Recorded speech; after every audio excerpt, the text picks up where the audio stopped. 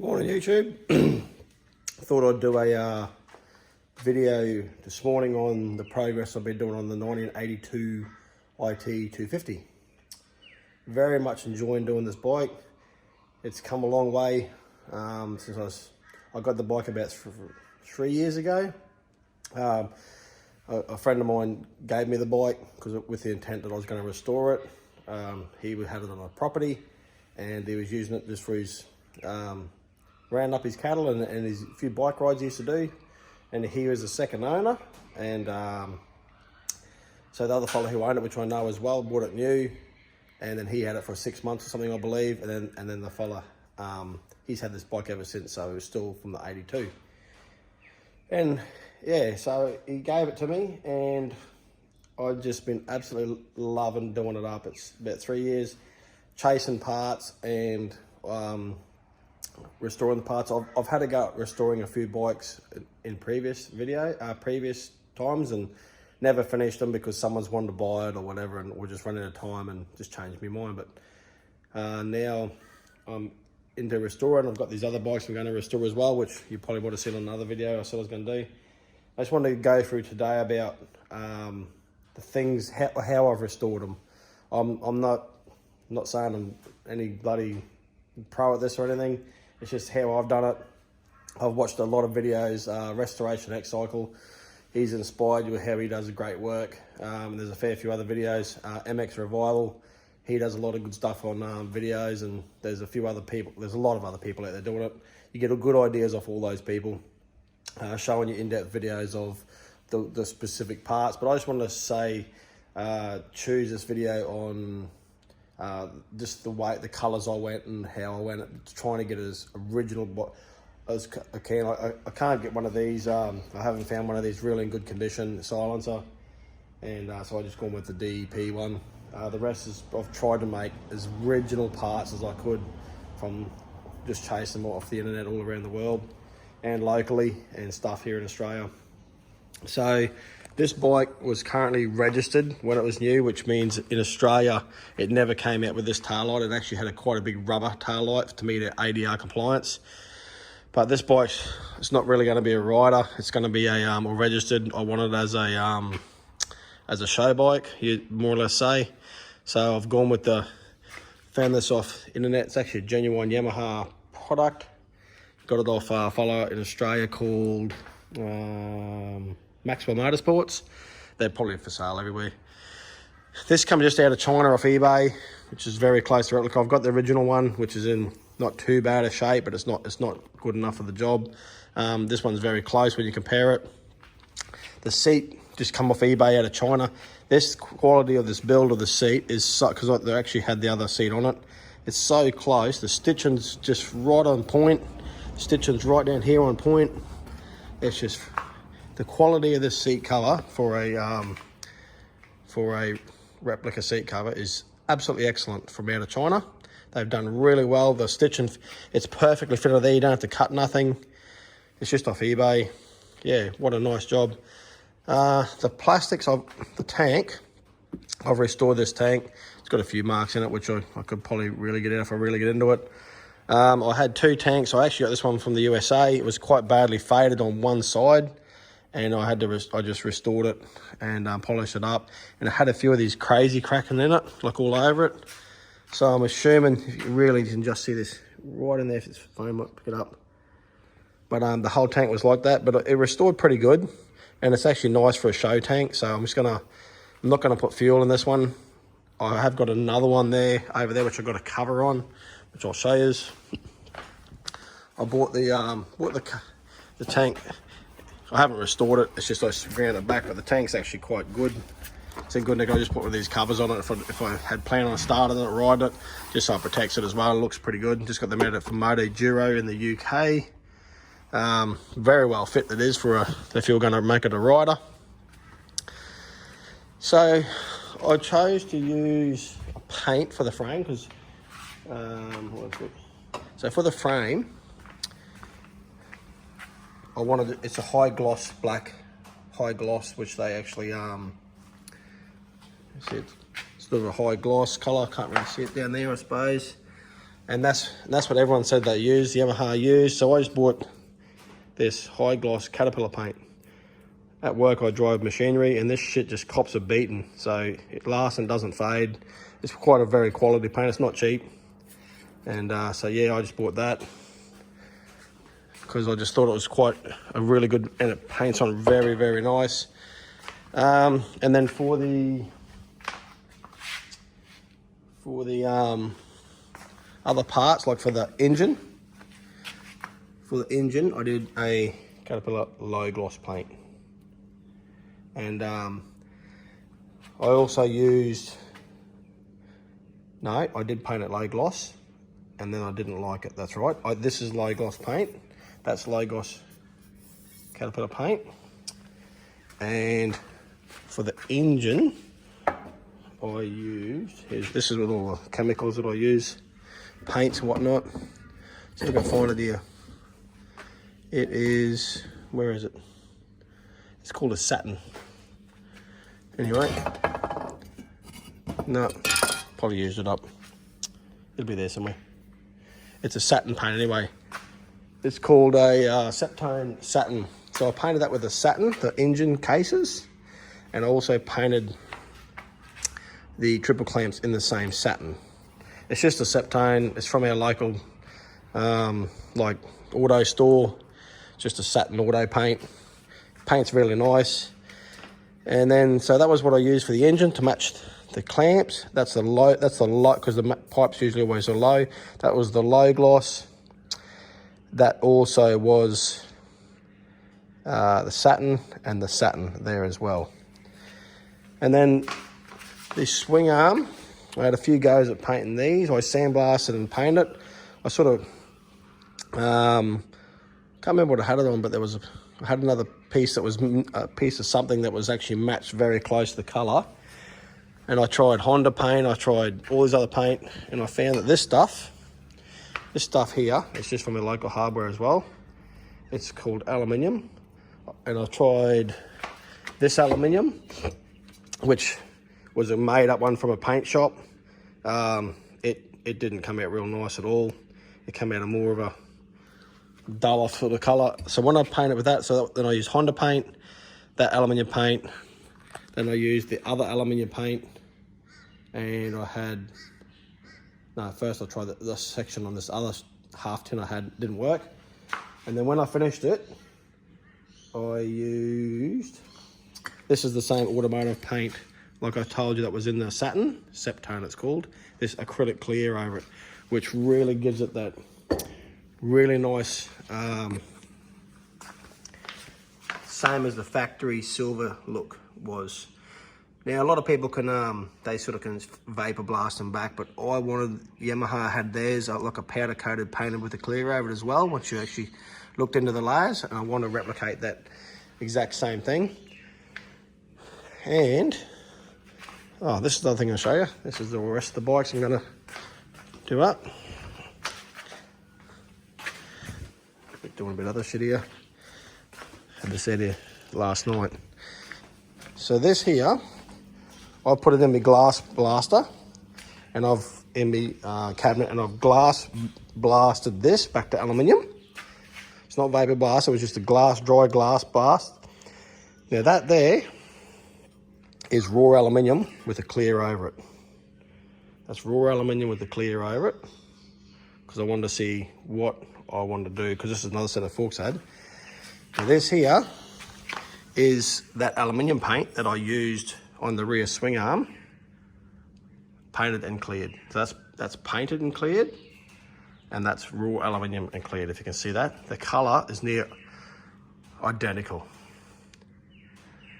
So I actually painted and cleared it so it matched the swing arm, even though they came out with maybe a raw, more of a polished, when I knew they would have been more of a polished fork tube than this, like a vapor blasted type look, which I was happy with, trying to match up the rear swing arm. The 1982 came with black fork gators. I kept everything else original as much as I could, but I really like the yellow, so I stuck with the yellow. What else did I do? I've got the plastics from here in Australia from Maxwell Motorsports, which I believe they were out of DC Plastics. I've been told now, or read now, that these aren't injection molded. These are just another type of mold. They look fine, but the injection molded are a lot smoother finished. I actually run the polish and a bit of a buffer over these that I've done the tank with, just to try and smooth them out a bit of polishing. Came out all right. I got these just off a bloke online, just the thing, but they're really thick, beautiful and thick, which is how the original would have been. But I had to cut it here, which is just hard. You can't prevent it because it's just such a tight curve, but not ideal, but it's how it had to be. 250 stickers were just, I went through a couple of people off eBay. They were shit thing, and then I found these on eBay.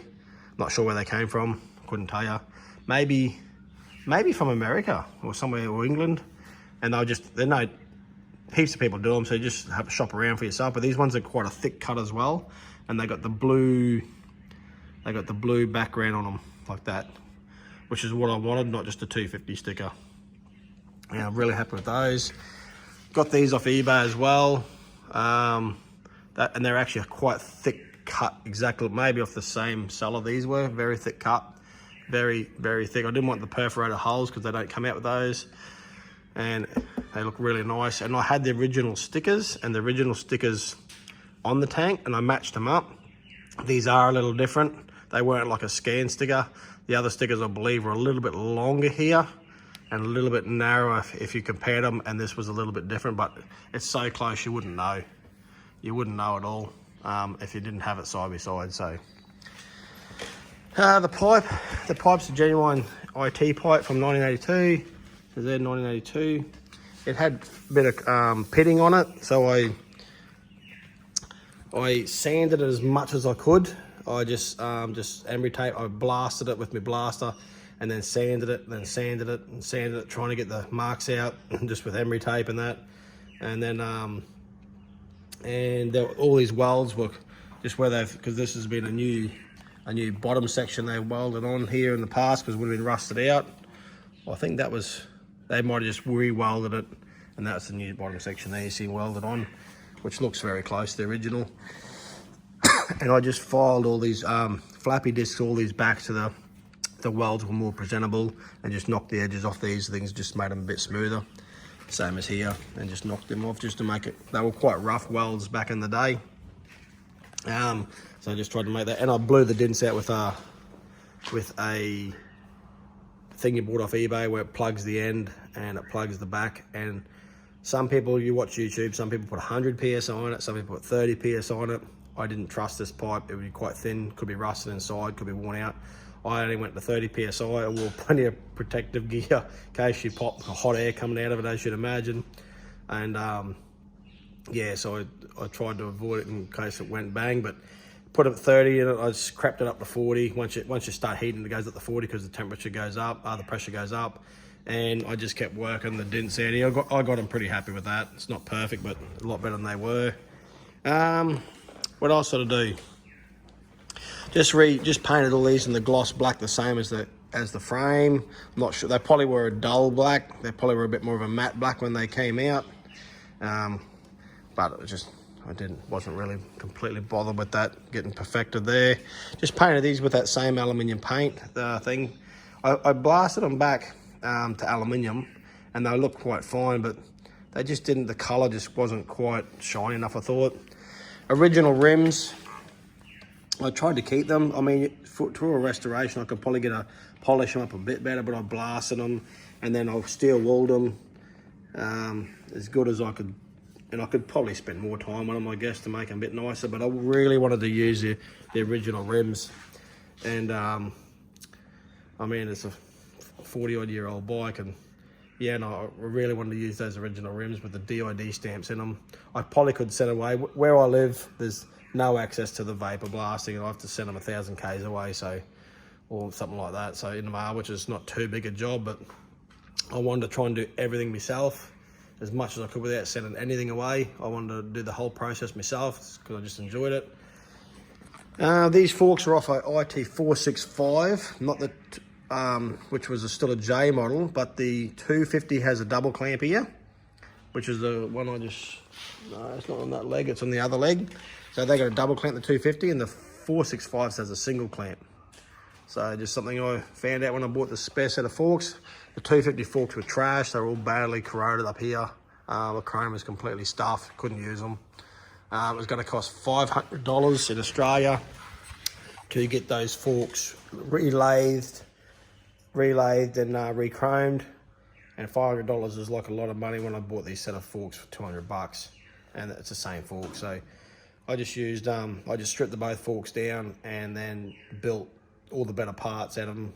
It's not a rider, so I just found all the better parts of the both forks and just made the nicer, resealed them, new oil, and cleaned it all up inside. They're quite smooth if you push them down on them now, but yes, I didn't want it for that. The top fork cap on the 465 is a different cap than the 250. The valve comes out on an angle, so I used the original 250 caps because the valve come out straight on the 250. Some people might know, some people just know all that sort of shit to make it original if someone was to pick it to pieces, so try to stick it with the original. Some people might know about the fork clamp, but it's just they were better condition with the dents and stuff on them, and I painted them up, so all good. What else? We've got the spokes come from Thailand. They're probably pretty piss poor quality. If I was to buy them again, I'd see a bloke on Facebook. He sells stainless steel ones. What I should have had a go at doing was WD-40 and the spokes up and tried to get them out and send them away to be re-zinced. I should have tried to go at that instead of just cutting them out. That was my first thing I did when I first started, and regret that decision now. I should have just soaked them in oil and see if I could have loosened them up and salvaged them. But anyway, you learn as you go. The airbox was destroyed on the first one. So the airbox, the old mate had obviously broken or something, so he had taken this off and put a little air pod in there. I found this in Australia and I restored it. Just kept polishing it up and using, to make that look nice, I used this stuff. Gold Class Trim Detailer. Once I finished, I just got a razor blade and took some shit out and a bit of polishing, and I just used that. And it seemed to make the plastic look really nice all over. And then I polished this plastic with a combination of trying this stuff, McGuire's Plastic X. That wasn't too bad. I had to go at that stuff. It didn't work too bad. And then I think, from memory, it may have been this shit. I just buy them all. Every time I'm in a shop or auto shop, I just buy a different one to see what works. And all different plastics, metal polish, different plastics respond to different polish, I found, quite differently. This one here, Perfection Polish. So it's this chemical, guys. Fine jewelry polish, it says. Removes light swirls, defects, so give that a go. And I actually found on the tank, I see a lot of video people who use this stuff for their tank. I found that this stuff here, the fiberglass polish, fiberglass boat polish, worked really well. Fiberglass polish and protect. I wouldn't worry about the brand too much. I just go to boat shop and just see what they use for boats, and maybe a good quality 3M polish would be probably even better, because they do that. The polish and kit, I think that's made by that sort of company as well. And I just tried all this shiny stuff, polish, Bowden's, just from the local car dealer, metal polish, good old auto sell. I just tried it all on the different plastics, and they all just put a little bit on and then polish it out. And I have a big 9-inch buffer, and then I also bought this little bad boy, little Makita polisher. Great little polisher. You can just do it nice and slow, get in there by hand. It was really good instead of trying to use a big electric one. That works really well. A little wool polisher on it. What else I do? The shock I pulled apart and just Can't see it in there maybe. Shock I pulled apart, which is easy to pull apart in there. And then I sanded with emery tape, sanded the shock body down just with emery tape. And then I sandblasted the quill, the spring. And then I re-blacked that with shiny black as well. And then just the seal was actually good on the bike. And the plastic, to clean the plastic up, I used bilge cleaner. I'll see if I can just take you out. See if I can get it for you. This stuff works a treat. Don't know if you can get it. CT14 engine and bilge degreaser. Put that on your plastic and just get a paintbrush and foam it up. And what it does is it's really gets deep into the plastic and pulls all that dirt out. Yeah, so it works really well, that degreaser. I found that on all plastic parts. So this here was completely yellow from over the years' use. It's a genuine Yamaha part, which I bought locally in Australia off a bloke I got contact with off Facebook. He had this off a bike, and that was completely yellow and like looked like it was unusable for the color. And I just put that degreaser on that and just kept brushing it, and it just pulled all that yellow shit out. Turned out really good. And same as that little wheel, that was completely yellow. And also in here, that was all yellow, and look how that's came back to really nice white clean. That there's still, the yellow still stayed in this, in there. That's for some reason, that must be different plastic for that. It had a bit more impregnated in it, and it didn't quite come back, so I tried sanding a little bit. Yeah, but anyway, that yellow didn't come back as good as this color here. And the same thing, I just, because I didn't re-zinc it, I just polished that back and put a clear over it, just to make it a bit more like more metally. Yeah, so that's just how some of the restoration job I did on the bike. This was all yellow, so I polished that with headlight polish. Just polished it out, it actually came up all right. I've used genuine levers, and I put genuine grips on it, which I bought from Yamaha. And this was completely yellow, you couldn't even read that. And I polished that with headlight storer, and it came out quite good with that little wheel. Yeah, the bars were a little bit bent. I just straightened those out the best I could. Switch block I just got off eBay. And the tank, so there's actually two caps that come with these Yamaha tanks. And when I looked in the book, I think this one was the original looking one. The other one came with that type cap with no ribs. And I thought that was quite interesting. So that one came with that cap. They both look like the original caps or some sort of original caps. But the bike, when I got it off Online, which would have been the original cap, came with this one. So a little interesting. So you maybe leave comments below if you know any different, but that's what came on the bike, and I couldn't imagine the owner, who's had it since pretty much virtually new, would have changed it. So I stuck with that one. Yeah, the engine cases, the cases were cracked. The original cases around the gear stick, so I got the cases from America and I just swapped everything over. All went in quite fine, and then just put in. I did find, when I asked the previous owner what was the clutch like, he said, yeah, something happened to the clutch when they had to pull it apart at one time, and the clutch was on or off. And I found there's like a thrust washer in behind the clutch basket, which was missing. So got the schematics just off when you buy parts, and I noticed there was two washers, and in this kit there was one. So I got that from Yamaha, and the clutch works perfectly now. It just seems to go in and out nice, and the lever's real nice. So hopefully that's a fix. I had the original intake boot here. It was glued up because it was cracked. It just didn't look quite nice. So I just bought this from the UK. They were $180 off eBay, and I found this on the UK at Moto Giro for $45 in English money, which it's nearly exact. It's nearly exact build, nearly replica. So that looks really nice on there. I had to get this from Canada. You can probably get it from elsewhere, but I found this in Canada because it was missing that. And I believe it's missing, it must be something like that. It must be a, something must go here, like a chain guide goes from there and down there or something. I'll have to have a look at the schematics, but there's definitely a bolt hole, something they're missing there, and that just goes over onto the gear stick. So I say there must be something potentially on there, which I'll have to look at. Doesn't matter. Like I said, it's not going to be a rider anyway.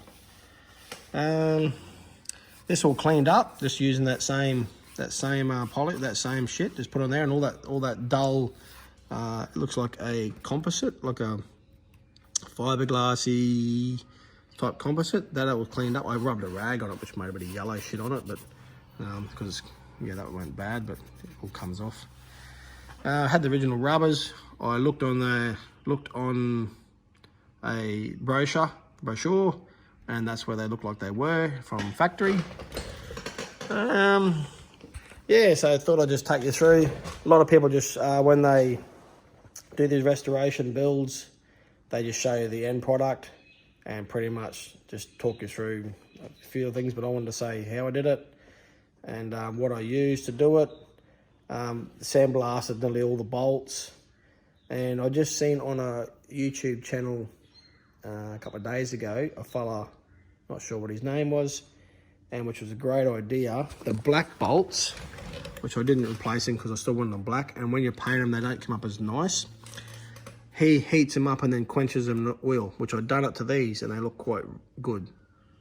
They go back to black. So I'm going to take, I don't want to take the engine ones out there, but I can probably take one out at a time, and I don't really want to break that bond in there, so I might leave those ones, but the ones on the case on the other side I can definitely take one at a time and heat up to red hot and dip them in oil, and it quenches them and they go back black. Not perfectly black, but still black, still nicer than if you didn't do it. So that's a little trick that I saw on YouTube. Yeah, so there we go folks, just thought I'd take you for a walk around on the IT, all the parts that I've sourced, where I got them from. Oh, not where I got everything from, but the stickers were just off a bloke off Facebook. They're nice thick energy induction stickers. Genuine Yamaha cable. I bought all new cables, but I got an aftermarket clutch cable, which I was happy to use, but it hasn't got this genuine Yamaha spring on it. So I stuck with that cable because it still works quite fine, and I can't really get that off to restore that, but it looks quite okay. Some people paint the Kickstarter black, some people paint, or just leave them the colour they can get them, and I just paint it the silver with the aluminium. Some people paint the pedal silver onto the colours. It was just on the frame, and I just painted the whole lot. So yeah, some of it's not exact replica, but most of it is pretty close that I'm very happy with. Really enjoying the restoration. Taken a long time, but the little parts is just what takes a long time. And you know, just sourcing the parts like from just on the internet. Yep, try Yamaha first before you look anywhere else, because you'll be surprised on some of the stuff they have. And just get on Yamaha and just see, ring it. It doesn't, sometimes it says they're listed but they're not, so just you have to ring the dealer and get it through them, which is pretty cool. Because when I bought these fit they're off a YZ85 or YZ80, which is also the same part number for an IT. So yeah, so I just bought new ones of those, which looks really nice and neat. I did clean the other ones up, but they didn't come out like that clean, so it makes it all just look good. Yeah, he's got to true the wheels up now, get some try and get some old school looking knobby tyres, big old square ones. They never had nothing, they never had bloody flash Dunlop, bloody Carmichael tyres back then, just big old square type knobs. Yeah, so anyway, if he's all interested in doing a restoration, it takes a long time to do it, and it also chasing the parts is very good fun, and looking around and getting them, and on all your marketplaces and stuff, or if you've got a bike that's already pretty much complete, makes it a lot easier. This was pretty much complete and it was still running, but there was a lot of parts, little parts missing, like the sprocket cover and the airbox was drilled out and getting stuff like that. Oh, and then kept looking for this particular Yamaha clamp. This is an IT clamp, and I nearly given up on it, and a local fella in Australia here on his eBay had just had it put up for sale. It's got this little U clamp on it that I'm assuming holds that fuel line there. So it was a nice touch. I couldn't get this clamp here, so I just took that off that 894 YZ125 on there, which fits perfectly on there, which is a genuine Yamaha clamp. So I couldn't get an IT one anywhere that I shopped around. I was still chasing the wing nut off here, which you can get from Yamaha. They just got to come ex-Japan. So people have got some second hand, but they normally go with the air filter cage and whatnot. So I just ordered 2 new ones of those, and I got one on the other side, but ordered 2 new ones. I polished that back and just cleaned that much paint strip. It had paint on the box, so I took the paint stripper off. Yeah, can't wait to hear it run. So it's been a very good project. Yeah, so anyway, everyone, just thanks for watching if you watched it right to the end. And I would really enjoy doing it. It's bringing back these bikes that we just had so much history from when people started out enduros. They had a lot of power for their time. They sounded really cool. And my dad had one. I never actually owned an IT. I had a few PEs, 250s, PE175s in my time. Didn't buy them new, just got them second hand as a kid. And they also went like the Cut Cat. But one of my mates had the IT175, and it was just nice to ride. Dad had an IT175. And my good mate had this model here, this IT250 as well. And she went like a Cut Cat, very nice to ride. So I never got to own one, and I was very thankful that the bloke gave it to me to restore. You know, I could get one for a couple of grand, but it was just, I know the history of it, and I know where it came from. I know they bought it new, and when I get it completely finished, I'm going to invite those blokes around to come and have a look at it, because I'm sure their memories will come flooding back pretty fast when they see it from what it was like when they bought it new. And the times and the wrappers and the prangs that they would have had on it. Yeah, so they still live locally here, so it'd be great to get those blokes around and give them a fire up over a few beers and let them listen to it. All right. Thanks very much for watching. No worries. Thank you.